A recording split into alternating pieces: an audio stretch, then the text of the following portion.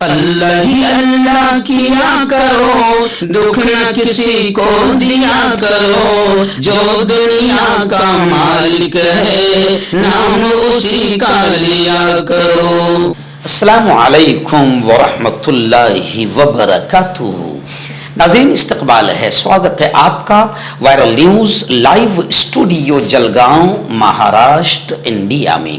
میں آپ کا میزبان مفتی محمد ہارون ندوی۔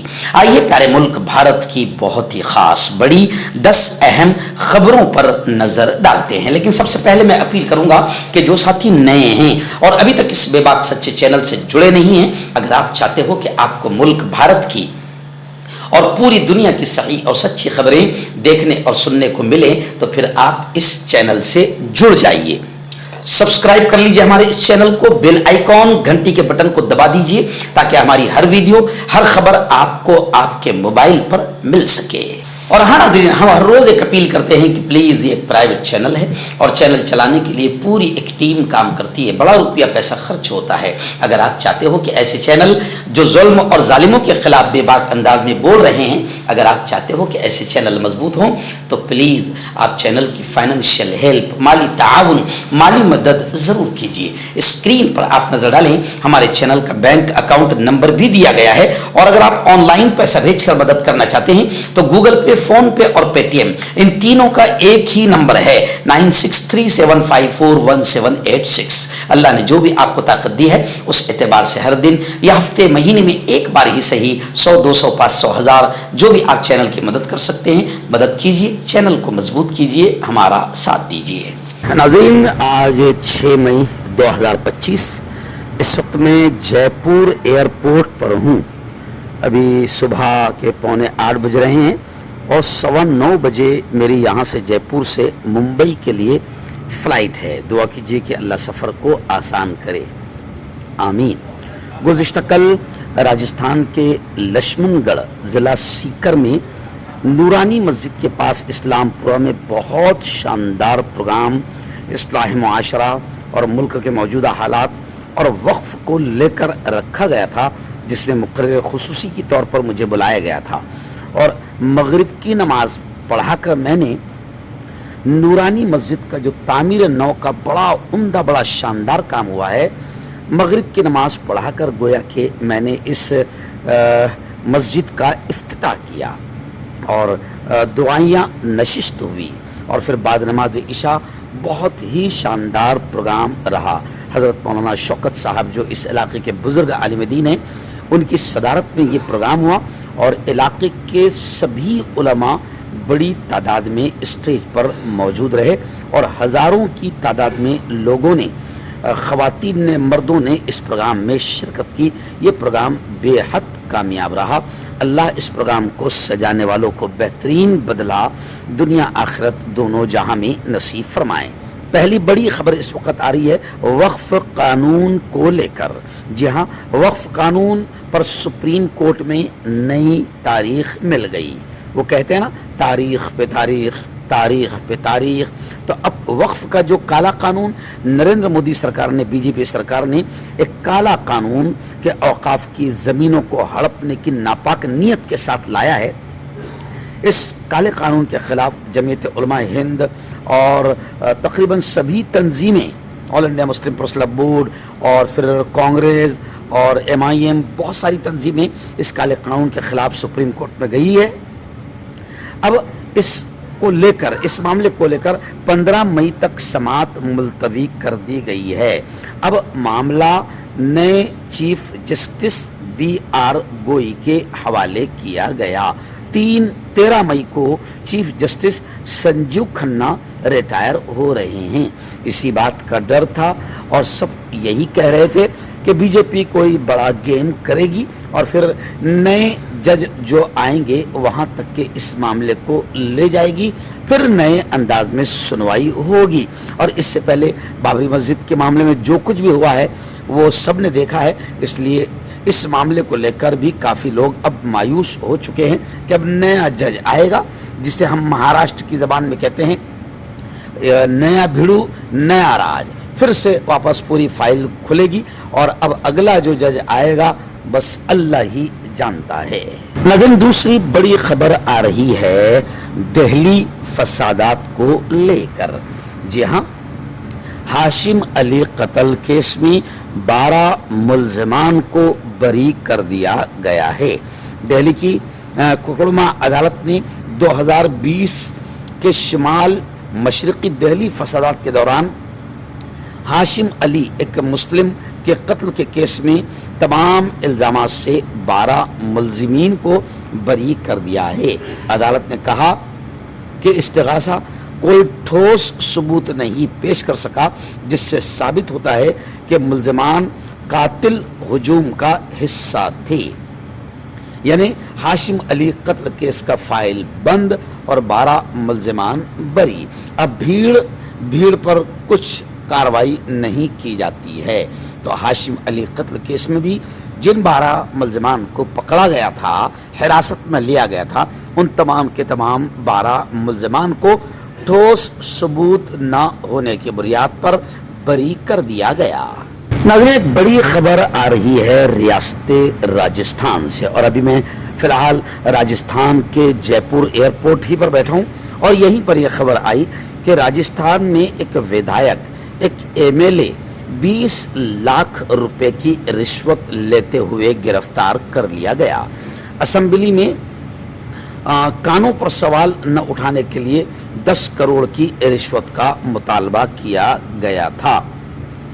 खैर, मैं आपको बता दूं कि राजस्थान में एसीबी ने राजकुमार रौत की भारत आदिवासी पार्टी बीएपी के एमएलए जय कृष्ण पटेल पर अपनी गिरफ्त मजबूत कर ली है। एसीबी यानी एंटी करप्शन ब्यूरो ने जय कृष्ण पटेल को 20 लाख रुपए की रिश्वत लेने के मामले में गिरफ्तार कर लिया है। यह दिन बताया जा रहा है कि एमएलए जय कृष्ण पटेल जो राजस्थान के बांसवाड़ा जिले की हेगडवारा सीट से पहली बार एमएलए बने हैं, इन पर ये इल्ज़ाम है कि इन्होंने असेंबली में 3 सवाल छोड़ने के लिए 20 लाख रुपये लिए हैं। नाज़रीन, गुज़िश्ता कल वज़ीर आज़म नरेंद्र मोदी के दफ्तर में मीटिंग पर मीटिंग दिन भर चली। राहुल गांधी ने भी वज़ीर आज़म से मुलाकात की और कौमी सलामती के मुशीर डोभाल और फौज के सरबराहों ने भी वज़ीर आज़म नरेंद्र मोदी से मुलाकात की। बताया जा रहा है कि वज़ीर आज़म नरेंद्र मोदी एक्शन मूड में हैं और मुलाकातों का सिलसिला जारी है। पीएम मोदी ने पीर को वज़ीर आज़म के दफ्तर में कई मीटिंगें की।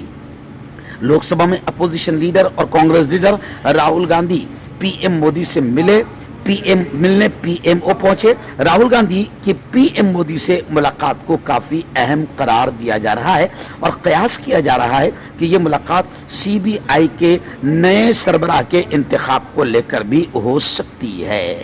और ये भी कयास आरैया की जा रही है कि दोनों कायदीन पहलगाम हमले पर भी बातचीत कर सकते हैं। खैर, एक्शन मूड में है, ये क्या है, लेकिन जनता ये कह रही है कि एक्शन मूड इतना लंबा नहीं होता है। नाज़रीन, एक बड़ी खबर आ रही है लाल किले को लेकर। जी हाँ, खबर है कि लाल किले पर मालिकाना हक वाली जो अर्जी थी वो सुप्रीम कोर्ट से खारिज कर दी गई। अर्जी दहिंदा ने खुद को बताया था मुगल बादशाह का जानशीन। लाल किले पर मालिकाना हक का दावा करने वाली अर्जी को गुज़िश्ता कल सुप्रीम कोर्ट ने खारिज कर दिया। सुल्ताना बेगम नामी खातून ने यह अर्जी दाखिल की थी जिसमें उसने खुद को मुगल बादशाह बहादुर शाह जफर दोयम के परपोते की बेवा होने का दावा करते हुए कानूनी जानशीन बताकर लाल किले पर कब्जा तलब किया था। चीफ जस्टिस ने इस मामले में सवाल किया कि अगर दलीलों पर गौर किया जाए तो सिर्फ लाल किला ही क्यों, फिर तो आगरा किला और फतेहपुर सीकरी वगैरह किले क्यों नहीं। चीफ जस्टिस संजय खन्ना और जस्टिस संजय कुमार की बेंच ने अर्जी को गलत और बेबुनियाद करार दिया। नाज़रीन, बड़ी खबर आ रही है जम्मू कश्मीर से। जी हाँ, खबर है कि पुंछ में, जम्मू के पुंछ में टिफिन बम बरामद हुआ है। यानी टिफिन बम मिला है। सिक्योरिटी अलर्ट कर दी गई है। जम्मू कश्मीर की जेलों पर दहशतगर्दाना हमले का खतरा मंडरा रहा है। पहलगाम टेररिस्ट अटैक के बाद जांच के दरमियान जम्मू और कश्मीर में फिर दहशतगर्दाना साजिश का अंदेशा है। मरकज के जेर इंतजाम इलाके की जेलों पर हमले की खुफिया इत्तला मिली है। उधर पुंछ में भी सलामती दस्तों को दहशतगर्दों का ठिकाना मिला है, जहां से टिफिन में IED बम बरामद हुए हैं। फिलहाल इसे लेकर सरकारी तौर पर कुछ नहीं कहा गया है। खास बात है कि इनमें से कुछ जिलों में बड़े दहशतगर्द सजा काट रहे हैं। 22 अप्रैल को हुए हमले के बाद से फौज अलर्ट है और हमला आवरों की तलाश जारी है। इंडिया टुडे की रिपोर्ट के मुताबिक जराये ने इशारा दिया है कि जम्मू और कश्मीर की जेलों पर मुमकिन तौर से दहशतगर्दाना हमला हो सकता है।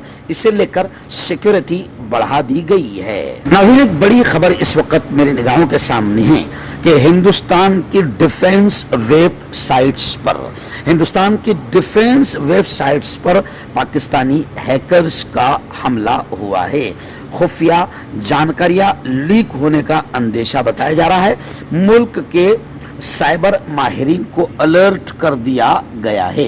यानी पाकिस्तान किस एतबार से आगे बढ़ रहा है कि अब साइबर अटैक्स भी शुरू हो चुके हैं। पहलगाम में हुए दहशतगर्दाना हमले के बाद हिंदुस्तान और पाकिस्तान के दरमियान कशीदगी, नफरतें उरूज पर है। हिंदुस्तान की एक अहम वेबसाइट्स पर पाकिस्तानी हैकर्स के जरिए कई बार नाकाम साइबर हमले किए जा चुके हैं।